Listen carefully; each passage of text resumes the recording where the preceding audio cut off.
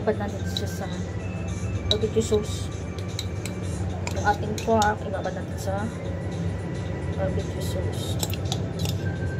Tapos, marinate natin siya ng 1 hour para ma-absorb yung sauce sa pork. 1 hour siya bago natin siya i-fryer. Luto natin siya sa fryer mamaya.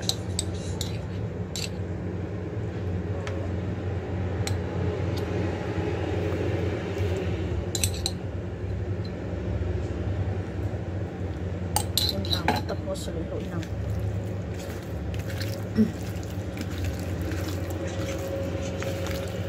Nabugas pa ako ng kamay.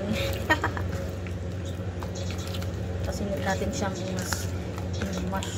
massage para ano yung ano.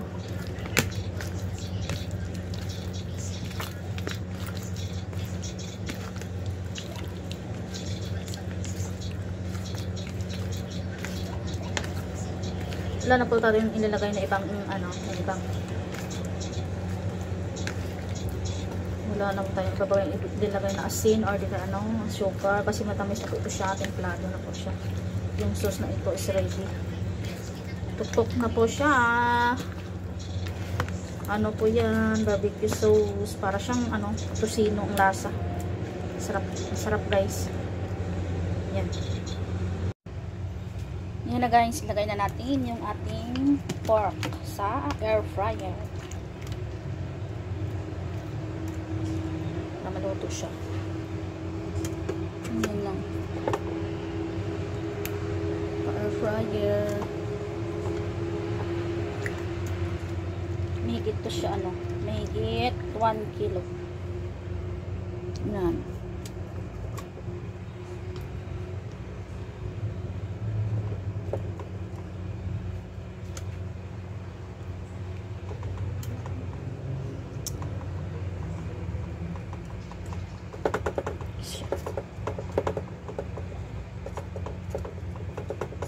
Para magkasya.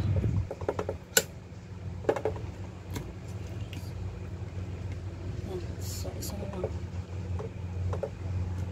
Kasi. Yan, pwede na. Yan. So, guys. Air fryer. Barbecue pork in air fryer. Okay. Sara natin.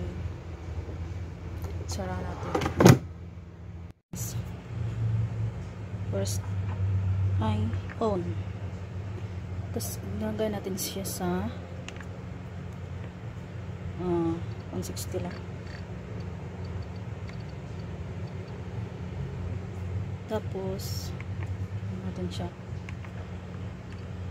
siyang 20.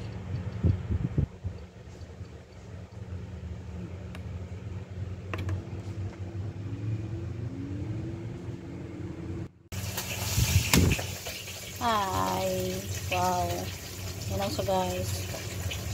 Balik pa rin ko siya. Tapos another 5 minutes. Kasi luto na siya si babaw. Tapos ilalim niya pa. Balik pa rin ko siya ng another mga 5 minutes pa siya. Kasi ayan. Pero okay na rin siya. Kasi gusto naman nila yung medyo ganito lang. Hindi siya masyadong luto, yung hindi masyadong parang half-half lang siya. Ayan. Yung ito na lang ang hindi luto, yung sa gitna.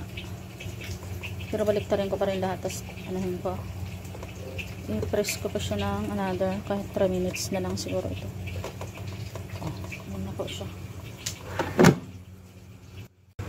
Yan siya guys, yung ating pork barbecue.